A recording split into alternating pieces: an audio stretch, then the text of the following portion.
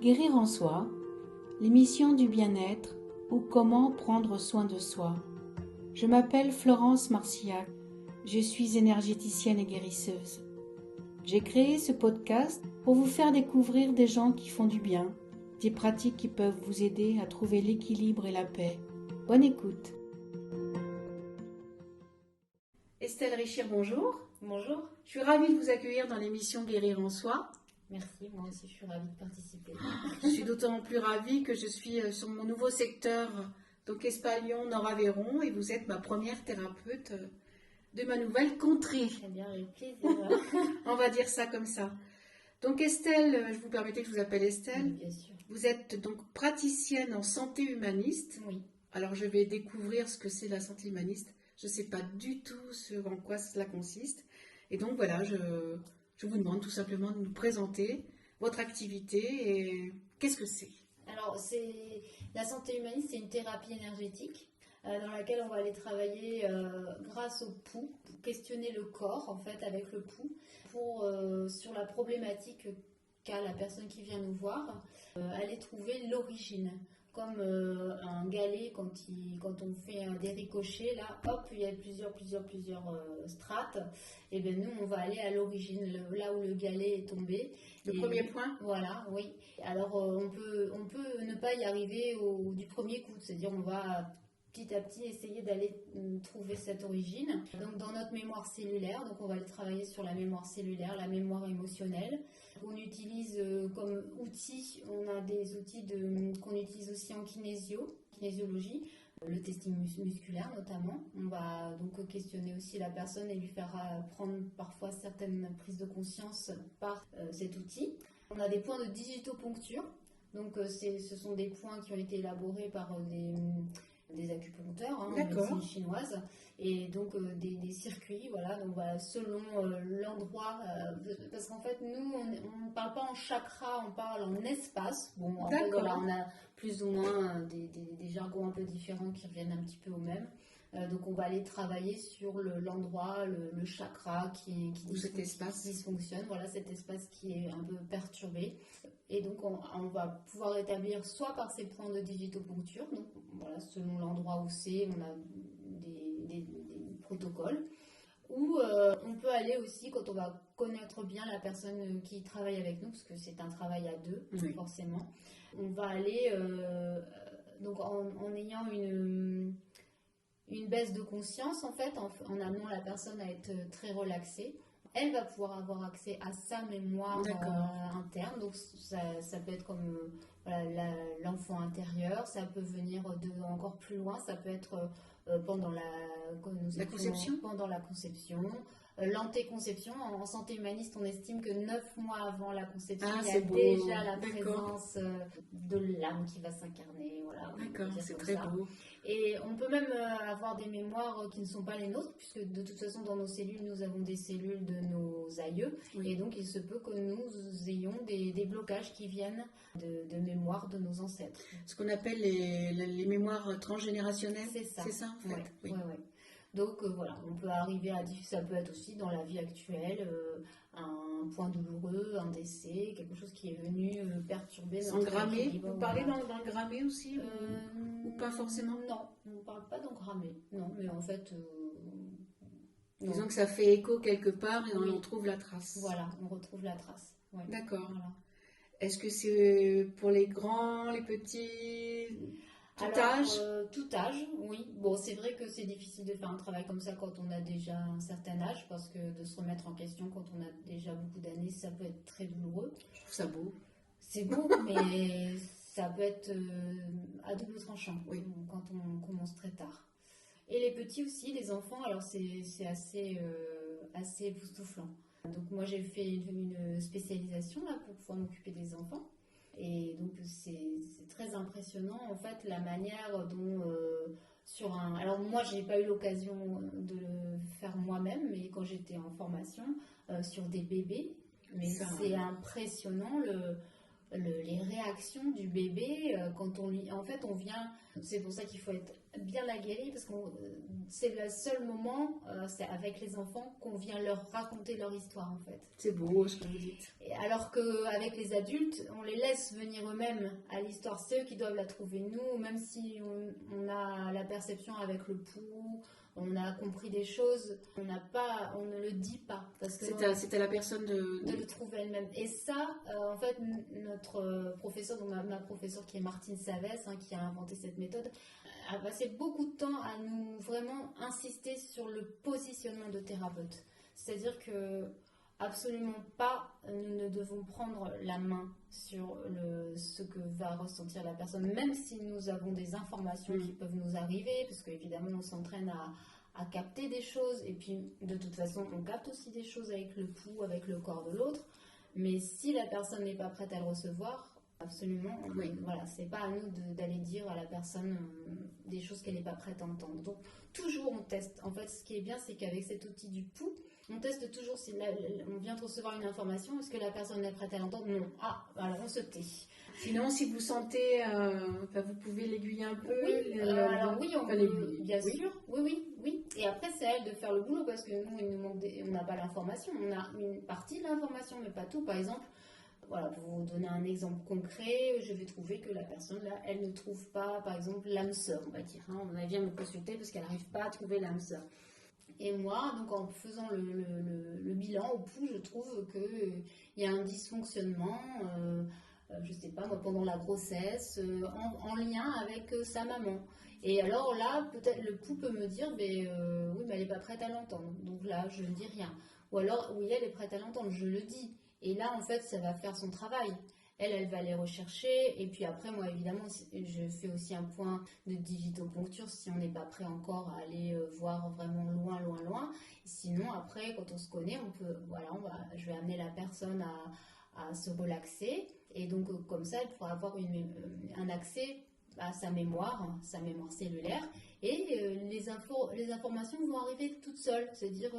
ah oui, alors qu'on penserait qu'on ne se souviendrait jamais. Ça monte, ça vient. Mais oui, ça vient dans la sensation dans le corps, on va ressentir les émotions, la peur. Oh mais là, qu'est-ce que je me sens, j'ai peur. Ah bon, et pourquoi vous avez peur?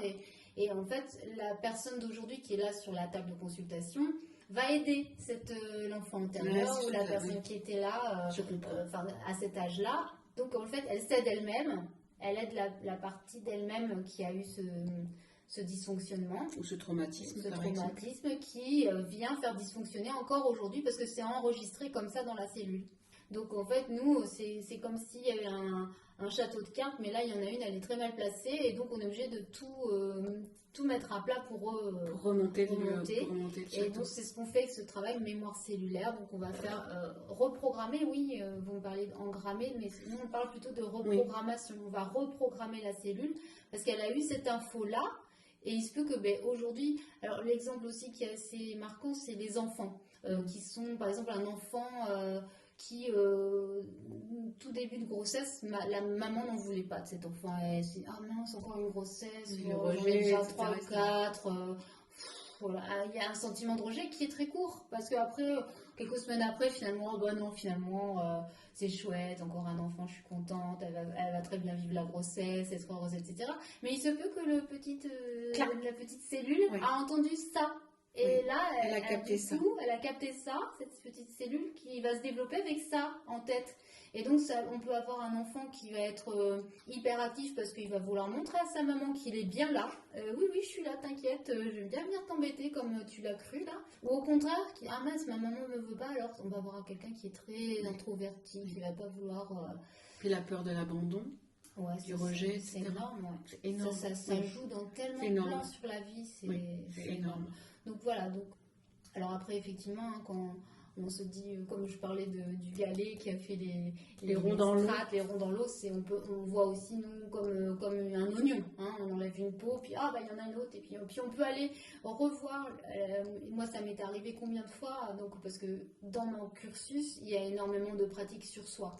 Et donc, c'est en pratiquant sur soi-même qu'on apprend aussi. Et donc, à chaque fois, on revenait sur ma conception. Je me suis dit, ah vrai, encore avec mon papa, mais c'est pas possible. Et voilà, et on y retournait. Et après, à chaque fois, c'était vu d'un angle différent.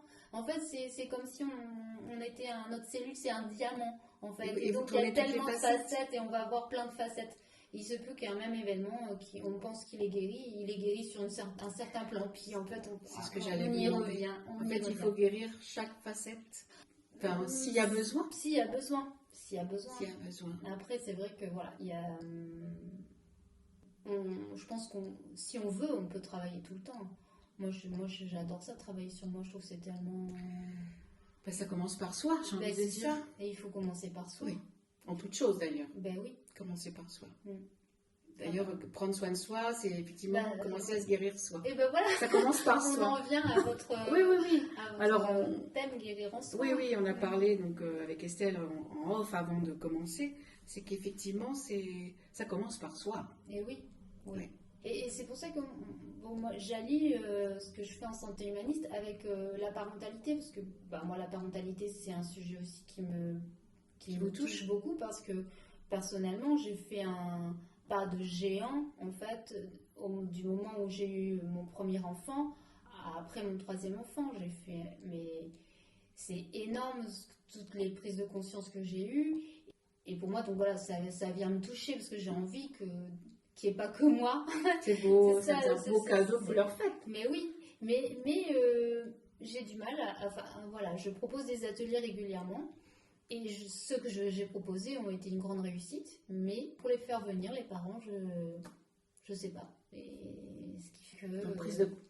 D'abord une prise de conscience d'eux-mêmes finalement. Ouais. Ça commence par eux. Je pense qu'il y a quand même, il y a de la peur, quoi. Je pense qu'il y a de la peur de ce qu'ils vont trouver. Oui. Peut-être de ce qu'ils vont trouver ou de partager, parce qu'ils ont peut-être pas envie de partager ça, parce que c'est vrai que ça peut être alors que je ne juge absolument pas, puisque je suis passée par là, moi, mais on peut avoir peur d'être jugé. Moi, c'est vrai que tout au début, je suis allée, parce que moi, je me suis trouvée, je giflais mon enfant, je le giflais, je le fessais, et je me suis dit non, mais c'est pas ce que je veux, moi, je comprends pas, moi, je pensais pas que je serais obligée de faire ça avec mon enfant. C'est pas ce qu'on souhaite au départ. C'est pas ce qu'on souhaite, et puis on le fait. Et on a une honte de ça. Et du coup, d'aller partager ça, parce que moi, ce que je propose dans les ateliers, c'est des groupes. On n'a peut-être pas envie de partager ça. Et pourtant, justement, on est là pour avancer ensemble. Le jugement de l'autre. Ouais. Et en fait, finalement, quand on va dans ce type d'atelier, ce type de groupe, on n'est pas jugé, au contraire. Au contraire, on se sent épaulé, on se sent compris, il n'y a pas que moi. Compris aussi. Oui. Compris. Après, dans ce que vous disiez tout à l'heure, c'est ce retour à cet enfant intérieur aussi. Est-ce que c'est pas la peur comme on dirait, de lever le couvercle de la marmite et de voir ce qu'il y a dedans alors qu'on a tout fait pour essayer de l'oublier ou de le cacher? Et oui, parce qu'en fait, le souci de... Inconsciemment, bien sûr. Mais bien sûr. Parce que le souci, en fait, quand on travaille sur soi et qu'on vient voir un petit peu, bien sûr, ce que nos parents nous ont apporté, parfois, effectivement, ça va être... Notre parent va tomber d'un piédestal, quand même. Souvent, Enfin, moi, personnellement, voilà, j'ai eu une éducation de mon papa qui était très, très sévère, très stricte, et où j'avais pas assez... de liberté? J'avais pas assez de liberté, non. Je devais baisser les yeux et me taire. Et ça, c'était horrible. C'est horrible quand on est enfant. Et donc, ça, voilà, je voudrais que les enfants n'aient plus ça, c'est bien. Si je peux me permettre, vous avez dépassé ça? Vous avez guéri cet aspect-là? Bien sûr, parce que maintenant j'ai pardonné à mon papa, parce que lui, il a fait avec ce qu'il savait. Lui, il avait été élevé comme ça. Quand j'ai lu des extraits, parce qu'il y a un livre qui est formidable d'Alice Miller, C'est pour ton bien. C'était pour notre bien. Il me l'a dit, on a échangé. Vous avez pu en discuter avec lui? Oui. Mais moi, je lui ai pardonné. C'était un jeune papa. À l'époque, voilà, il avait 22 ans. Quand il a appris à être papa comme ça. Ils étaient jeunes quand ils avaient des enfants, nos parents. Et puis, voilà, il y avait des choses qui ont été inculquées dans les manuels. Quand on lit les extraits de ces manuels, mais moi, ça me fait des frissons. Au début, j'ai eu du mal à le lire, ce livre dont je vous parle d'Alice Miller, parce que je trouvais ça insupportable. On disait dans les manuels de torturer les enfants, en gros. C'est horrible. Et donc, forcément, avec ce passé-là, ont eu nos arrière-grands-parents, nos grands-parents. Avec ce qu'il a vécu lui aussi, etc. Oui, tout à fait, ouais. Donc, de dépasser ça, c'est pas évident parce que effectivement il y a toujours quand même il y a un terme en psychologie de dépasser son parent. En fait, il y a beaucoup de personnes qui ne veulent pas faire mieux que leurs parents parce que c'est comment dire, une barre haute imaginaire qu'on ne veut pas dépasser. Oui. Or, là, il faut le dépasser. En Toujours fait. cette loyauté qui est si pesante, Oui. qu'on ne va pas aller au-delà, ou même ne pas oser en fait, Oui. même pas se l'imaginer. C'est ça, parce que c'est pas évident en fait de se. Voilà, moi j'ai pris le parti de ne pas me fâcher avec mon papa, mais ça aurait pu très bien se finir en fâché. Oui. Mais moi, voilà, j'ai jamais voulu me fâcher avec lui et j'ai réussi à échanger sur ça, à dépasser la chose. Quand mes enfants étaient petits, ça a été très compliqué parce que lui il m'avait dit non mais moi chez moi tu feras comme ça et c'est tout. Il continuait. Et oui, alors je lui ai dit bah, écoute, je viens pas chez toi, tu viens chez moi si tu veux, donc chez moi on fait comme moi je veux. Et on a fait comme ça un moment, longtemps, jusqu'à temps que les enfants soient un peu plus grands. Ah oui. Et oui. Et du coup, ben voilà. Et donc, si je peux me permettre, il agissait différemment en étant chez vous? Bah, parce que chez moi, oui, il se permettait pas, parce que c'était chez moi. C'était chez vous. C'était sur votre terrain, en fait. Oui. Et à ce moment-là, moi, j'avais pas encore vraiment pardonné. En fait, c'est en santé humaniste que j'ai réussi à pardonner. D'accord. Et à quel point, enfin, moi, je trouve ça magique ce qui s'est passé, c'est-à-dire que moi, j'ai beaucoup travaillé justement sur mon papa en tant que, donc, sur mon enfant antérieur, pardon. Oui, antérieur. On aussi, peut dire les deux. On peut dire, je peux encore être enfant parfois. On peut dire les deux. Mais oui, je pense aussi. On Ouais. est toujours d'ailleurs. Oui, voilà. Et donc j'ai beaucoup travaillé et ça, le fait d'avoir travaillé sur ça, moi, donc je pense que au fond de moi, j'ai pardonné vraiment. Alors qu'avant, je pardonnais, mais c'est pardonner dans le mental voilà, et pardonner voilà. dans le cœur. Hein, et là, avec la santé humaniste, j'ai compris. En fait, je me suis mise vraiment à sa place. J'ai ressenti ce qu'il a pu ressentir en tant que papa. Et donc vous avez compris. Et donc j'ai pardonné vraiment du cœur. Du fait d'avoir compris. Et ça a changé nos relations sans que je lui ai pas parlé de tout ça. Hein. Mais lui qui n'était pas affectueux est devenu affectueux. Et un jour il m'a embrassé en me prenant par le cou et je me suis dit oh, mais c'est super quoi. Enfin, vous l'avez libéré. Génial, ouais. Et je pense que là on libère plein de générations. Tout ce qu'il y a au-dessus et tout ce qui viendra en dessous. C'est génial. C'est un beau oui, c'est vraiment un beau cadeau qu'on peut se faire d'abord à soi.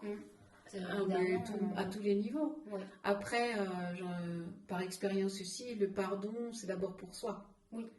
Pardonner pour soi et pour l'autre, mais le pardon, oui, c'est déjà quelque chose de très, très personnel. Mais c'est très beau quand on arrive à pardonner. Ouais. Moi, je me rappelle de séances en santé humaniste très émouvantes, donc à pleurer, mais après aussi. Alors, pleurer, parce que oui, on va avoir des moments quand même hyper intimes, parfois douloureux. Oui. Mais après, il y a une paix, une joie qui arrive, on le sent dans le corps. Moi, ça m'a fait des pétillements partout. C'est beau. Donc, ce qui est merveilleux aussi dans cette méthode et cette thérapie, c'est de mettre un mot, de trouver la réponse à une question qu'on peut avoir depuis longtemps. Pourquoi je suis comme ça? Pourquoi je ressens ça? Pourquoi j'ai cette tristesse? Pourquoi j'ai ce poids on ne sait pas d'où il vient? Ça permet de trouver des réponses. Et ça, c'est merveilleux, déjà. Ah, oui. Quand on a les réponses, on peut passer à autre chose. Ben oui, tout à fait. Oui. Alors, qu'est-ce qu'elles sont parfois difficiles, ces réponses? Oui. Et douloureuses. C'est douloureux d'y aller. Mais effectivement, moi, j'ai une personne qui n'a pas souhaité continuer parce que je pense que j'ai touché un point sensible et qu'elle ne souhaitait pas y aller pour le moment. Oui, aussi. Mais quand elle sera prête, elle reviendra ou pas d'ailleurs. Oui, mais au moins, peut-être ça fait naître une conscience, quelque chose en elle. Comme une ouverture, une porte qui s'ouvre, une fenêtre qui s'ouvre sur quelque chose. C'est ça, ouais. Après, par expérience, dans toutes les personnes que vous avez suivies, est-ce que vous avez des témoignages justement de changements d'attitude, d'enfants, de parents, ou pas, ou c'est peu perceptible? Alors, les enfants, j'ai pas beaucoup d'expérience. Alors, il y a un enfant qui est venu me voir, enfin sa maman. Alors, elle est venue me voir pour un eczéma. Et en fait, finalement, il y avait aussi d'autres soucis. Alors, c'est rigolo parce que finalement, on a fait une séance pour l'eczéma et c'est autre chose qui a guéri. C'est qu'il avait aussi des problèmes de sommeil. Et en fait, en venant à la maison, donc on a travaillé, elle m'a confié beaucoup de choses que lui ne savait pas, cet enfant, mais qui, je pense, le concernaient, de fausses couches, des choses comme ça, en fait. Ce qui n'est pas innocent non plus. Non, voilà. Ça, c'est certain. Et le fait de les verbaliser, alors... ça a libéré quelque chose? Ça a libéré quelque chose, parce qu'il s'est mis à dormir après. Ah, moi, je trouve ça fabuleux. Oui. Voilà. Donc ça, c'est l'exemple du seul enfant que j'ai eu en consultation, parce que voilà, j'en ai pas eu beaucoup. Oui. Et après, des personnes, des choses flagrantes comme ça, non. Après, c'est au fur et à mesure, oui. C'est tellement fin et subtil, j'ai envie de dire, c'est peut-être presque imperceptible, mais c'est la personne au fur et à mesure, comme au fil de l'eau, puisqu'on est dans des histoires de rondes gavées, où voilà, il y a des choses qui disparaissent, il y a des choses qui se réajustent. Je trouve ça vraiment superbe comme approche. Je connaissais, alors je vous avoue, je connaissais pas du tout. Enfin, moi, ça me parle beaucoup parce que je suis persuadée on porte beaucoup de choses qui nous appartiennent pas. Pour moi, c'est une évidence. Et de guérir tous ces maux d'enfant, ça peut être MOTS aussi, comme MAUX d'ailleurs, peut effectivement guérir l'adulte que l'on est aujourd'hui. Ouais. Alors, tout ce qu'on vient de dire, Estelle, va rejoindre aussi ma deuxième question de guérir en soi. C'est en quoi cette thérapie de santé humaniste, et même par rapport à les séances que vous faites de parentalité, peuvent améliorer notre bien-être? Parce que souvent, justement, quand on a une problématique qui est récurrente, ou pas d'ailleurs, ça peut être aussi un mal quelque part, un mal au genou, tout le temps mal au genou qui revient, quand c'est pas l'un c'est l'autre, je sais pas. Et bien d'aller chercher pourquoi ça revient tout le temps malgré l'opération, pourquoi c'est passé à l'autre, ah tiens, donc ça, voilà, parce que les mots viennent nous dire ce que, voilà, en fait, le corps exprime à sa façon, oui, de cette façon-là. On vient chercher ce que le mal a dit. Ce qui vient nous dire, parce que quand on est malade, on porte quelque chose qui va pas, ça vient nous dire quelque chose sur notre corps. Donc d'aller chercher ça, bien sûr, donc effectivement, si on va chercher un petit peu plus loin ce qui nous fait mal, c'est sûr que ça peut faire mal plus sur le coup. Mais après, ça libère, parce que une fois qu'on a compris pourquoi on a mal, le mal, il n'y a plus lieu d'être. Exactement. Donc, ça peut être tant sur le plan physique que psychologique. Émotionnel aussi. C'est émotionnel, mais bien sûr. Quelque chose qu'on ne comprend pas, pourquoi ça nous provoque une émotion, ou pourquoi j'ai des personnes qui ont régulièrement des cycles comme ça de non-envie de faire les choses, un peu de dépression. D'être abattu. Voilà, et pourquoi ça revient, certains cycles, etc. Donc, oui, le bien-être, bien sûr. Après, par rapport à la parentalité, quand un enfant, si on veut bien s'en occuper, être dans la disponibilité pour ne pas être dans la violence, les violences ordinaires. Donc les violences ordinaires, ça serait de ne pas écouter leurs émotions, ce qui est quand même hyper fréquent. J'en vois tous les jours autour de moi, mais je pense qu'on ne sait pas. On ne sait pas à quel point, moi-même avec des adultes, à quel point on a un mode de communication, on ne nous apprend pas à communiquer en fait. Et donc à quel point un mode de communication différent pourrait nous rendre la vie, mais... J'ai envie de dire, c'est aussi simple que ça. Mais oui. Moi, je vois en fait, quand mon premier enfant était petit, j'ai pris conscience de cette façon de communiquer bienveillante, d'accueillir les émotions de l'enfant. Et après, tout un tas parce que moi, je fais des ateliers Faber et Masniche. C'est une méthode américaine. Alors, voilà, elle est très très ancienne. Elle a plus de 60 ans, cette méthode, je crois. Oui, je connais pas du tout. Donc, c'est un peu vieillot. Les livres sont un peu encore genrés. Voilà, la maman avec la fille dans la cuisine et le papa dans l'atelier. Bon, voilà. Mais outre ça... Vous pouvez l'adapter? Ben oui, oui. Et outre ça, en fait, c'est vraiment, pour moi, c'est quelque chose de magnifique. Ce sont des prises de conscience qui se font progressivement avec des habiletés. Elles appellent ça des habiletés, des choses à faire avec les enfants ou à ne pas faire d'ailleurs. mais qui permettent vraiment, en fait, la première, c'est d'accueillir les émotions de l'enfant, c'est la primordiale. Parce que moi, je dirais qu'après, voilà, on apprend à résoudre les problèmes, on apprend à aider l'enfant à être plus autonome, on apprend à ce que, comment dire, éviter les conflits, ne pas punir. Donc tout ça, ce sont des grands sujets. Oui. Mais en fait, finalement, quand on maîtrise le premier, une fois qu'on maîtrise le premier, je dirais que quasiment on a presque plus besoin des autres. D'accord. Ah oui. Moi, je l'ai expérimenté comme ça. C'est-à-dire que d'accueillir les émotions de son enfant, moi, franchement, je dirais que j'ai pas eu de gros conflits avec mes enfants à leur adolescence. Maintenant, j'ai 3 grands garçons. Alors, est-ce que c'est parce que c'est moi la maman? Est-ce que c'est des garçons? Je sais pas, mais en tout cas, moi, j'ai pas remarqué de grosses crises d'adolescence, de grosses ça aurait bagarres. été clashé, parce que vous en avez 3, ça aurait pas être différent. Ouais, non. Suivant l'enfant. À part entre eux, parfois, évidemment. Après, voilà, c'est des garçons. C'est leur histoire aussi. Voilà. Mais en fait, moi, je trouve que j'ai une relation avec mes garçons très belle. Et alors, certes, on peut avoir des conflits et ce que ce soit très beau aussi, hein, mais j'ai pas eu de gros conflits.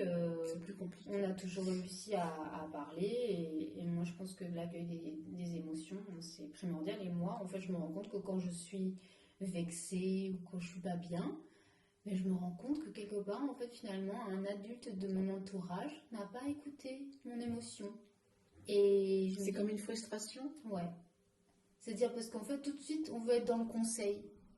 Mais c'est presque inné, je veux dire, mais tout le monde, mais même par gentillesse, on va vous dire oh, mais vas-y, mais je te conseille si, oh, bah, tu devrais faire là. C'est pas méchant, hein.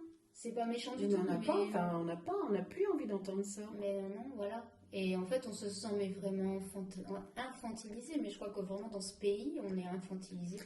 Au-delà de ça, Estelle, j'ai envie de dire, c'est on se sent jugé, en fait. Voilà. Et c'est ce qu'on fait constamment avec les enfants. Constamment. Mais non, mets-le, ce pull, il fait froid dehors. Mais et si l'enfant, lui, il a chaud? Oui.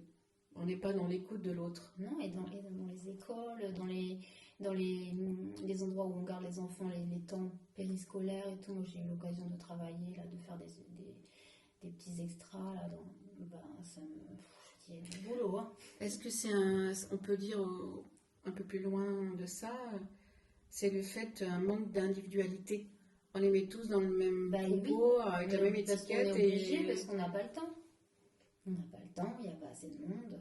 Forcément, si on écoute chaque enfant qui vient nous raconter son petit bobo, il faut prendre un peu de temps. Oui. Et c'est pour ça que donc, tout ça, pour revenir à le bien-être du parent, si nous-mêmes on n'est pas bien, Catherine Dumontet-Crémer, qui parle du réservoir affectif. Mais c'est ça, c'est-à-dire nous, on doit soigner notre réservoir affectif pour pouvoir remplir celui de nos enfants, parce que eux, leur réservoir affectif, il se vide très très vite à l'école. C'est une pression énorme à l'école quand les petits doivent partir là les premières années, mais c'est affreux. Donc ils arrivent chez nous, ils sont à vide et donc ils pleurent, ils grognent, ils font des bêtises, mais parce qu'ils ont besoin qu'on remplisse leur réservoir, et si nous on n'est pas dispo, on ne comprendra pas. Moi c'était hyper flagrant, mon première année d'école, mon fils à chaque fois, j'allais le chercher le midi, j'avais la chance d'être à la maison, j'allais le chercher le midi pour manger, et à chaque fois il y avait une crise à table, j'en avais marre. Je me suis dit, mais il a le réservoir affectif vide, il faut qu'on fasse un truc. Donc, avant de manger, on faisait un truc rigolo, qui amenait un câlin. Et hop, on remplissait le réservoir, et après, le repas pouvait se passer dans le calme. J'ai expérimenté ça. Est-ce que c'est aussi parce que c'est le seul, peut-être, endroit où il peut exprimer toute sa colère, toute sa frustration? Bien sûr, oui. Bien sûr. Et ça, c'est sûr que quand on rentre le soir à la maison, oui, alors on se dit, mais on n'est pas disponible. Oui, mais ils n'ont pas le même comportement avec toi qu'avec moi, hein, ou qu'avec... non, forcément. On est un peu plus la maman ou le papa. Oui. C'est normal qu'ils n'aient pas le même comportement, et ils se lâchent avec nous, heureusement. Et est-ce que cette méthode aussi, j'imagine que oui, peut aider aussi les parents qui peuvent être complètement déroutés par l'attitude hyper-agressive ou les hyperactifs? Oui, parce qu'on peut agir et d'un côté, chez le parent et chez l'enfant. Et chez l'enfant. Oui. Parce que je sais pas si ça existe toujours, mais il y a quelques années, il y a carrément des médicaments qui étaient donnés aux enfants Ah oui, oui, oui. hyperactifs. Je trouvais ça Mais il n'y a pas que ça, barbare, hein. Bon, il y a d'ailleurs. plein d'autres facteurs, hein, parce que récemment, là, j'ai vu une conférence d'Isabelle Filiosa sur les 1000 premiers jours. Il y a énormément de facteurs. Il y a tout ce qui est réceptacles dans lesquels on met les repas à Ah oui. emporter, etc. Il y a les matériaux utilisés dans les cours de récréation, parce qu'on a supprimé tous les arbres, l'herbe, Ah et bah tout, oui, qu'on met des bien sûr. revêtements plastiques qui maintenant Oui. sont prouvés qu'ils sont très mauvais. Les environnements, ils sont beaucoup plus, avec le confinement, mon Dieu, n'en parlons pas, et d'être tout le temps dans les maisons, de ne pas respirer l'air pur, etc. Ça a des impacts énormes sur la vision aussi, parce que les enfants, ils n'ont plus l'habitude de regarder au loin. Ils regardent des écrans, ils regardent la maison. Ils sont très limités Et dans, oui, et dans donc leur... ça fait des problèmes de vision énormes. Incroyable. Les tétines, la dentition, enfin, c'est énorme. Je vous invite à lire le rapport des 1000 jours, c'est très très parlant. Je connaissais pas. Sur notamment pourquoi il y a aussi des enfants. Non, c'est pas la faute des parents. Non. Il y a aussi des facteurs environnementaux Extérieurs. qui viennent le dire. Des bébés prématurés qui étaient entubés avec des matériaux qui doivent pas être, qui sont dangereux. Donc il y a des hôpitaux tests qui ont refait tout leur équipement pour mettre tous les trucs en plastique qu'ils leur foutent dans le nez, tout ça là, qui soit respirable. Est-ce qu'il y a, on peut constater qu'il y a de plus en plus d'enfants prématurés ou ça n'a rien à voir? Ou peut y avoir un lien? Non, je sais pas. D'accord. Parce que des fois, je regarde des vidéos, mais j'ai l'impression que les enfants sont de plus en plus petits. Ils sont minuscules. Enfin, c'est assez effrayant d'ailleurs dans le sens où, avec les méthodes aujourd'hui, évidemment qu'on va les maintenir en vie, etc. Mais bon, il y a quelques années, ces enfants n'auraient pas survécu en à fait. quel prix, ouais.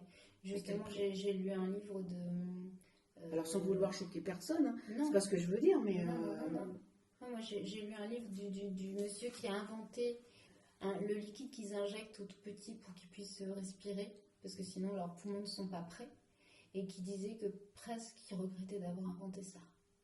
Parce que tellement, en fait, les enfants qui naissent prématurés sont dans une souffrance. La colère d'Adrien, ce livre. Bon, ils sont là, hein, c'est sûr. Bien sûr, mais c'est dans des souffrances parce qu'ils peuvent pas être proches de leur maman tout le temps. Ils sont dans des boîtes, dans une lumière artificielle, des tubes. Enfin, c'est sûr que les premiers jours, les premiers mois de la vie, voilà, il n'y a pas le même attachement. Et quand on travaille en santé humaniste, on se dit waouh, qu'est-ce que ça va donner plus tard? Exactement, c'est ce à quoi je pense en fait. Certainement la séparation, l'abandon et il faut ramer derrière après pour dépasser ça. Oui, tout à fait. Estelle, on arrive sur la fin de cette émission déjà.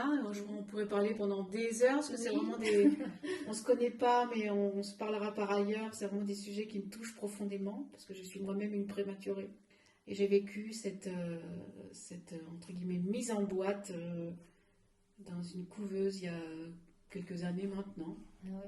Comme les sujets de conversation arrivent. Et ça me parle parce que, pour pas en dévoiler davantage, mais j'ai compris il n'y a pas longtemps que cette peur d'abandon et de séparation, c'était pas anodin, cette couveuse. Et oui. Donc ça me parle beaucoup. Probablement. Ma dernière question que j'aime beaucoup poser, puisque c'est le titre de mon émission, qu'évoque pour vous guérir en soi? Tout ce qu'on vient de raconter. Mais encore. Moi, je dirais que c'est passionnant. Guérir en soi, moi, je m'y attelle depuis déjà quelques années parce que c'est tellement... Moi, ça me passionne. Ça me passionne aussi d'aider les autres à guérir en soi. Soyez en remercier. Et parce que je trouve que quand on guérit en soi, on peut donner tellement plus. D'abord à soi-même, on en revient toujours à ça. Oui, et donc à l'autre. Et oui, on est plus disponible pour être en compréhension de l'autre, dans les relations amoureuses, dans les relations avec nos enfants. Quand on travaille en soi, on comprend des choses et on est plus apte de comprendre aussi des choses qui se passent chez l'autre. Oui. Puis être en paix surtout. Ouais. Ce sentiment de paix qu'on souhaite à tout le monde d'ailleurs. Oui. Être en paix. En tous les cas, je vous remercie beaucoup Estelle pour cette très belle rencontre. Je suis sûre qu'on va se voir par ailleurs et autrement, mais avec plaisir. Mais les rencontres sont toujours très belles, elles sont toujours au bon moment et c'est ce que j'appelle moi les synchronicités. Merci beaucoup. À très bientôt. À bientôt. Merci. Merci. Si vous avez aimé cet épisode, n'hésitez pas à partager vos ressentis dans les commentaires et à le faire circuler autour de vous. Merci pour votre écoute et votre fidélité. Guérir en soi, c'est être acteur de sa vie et de son bien-être. Vous trouverez tous les liens sous cet épisode et sous cette vidéo. Merci et à très bientôt.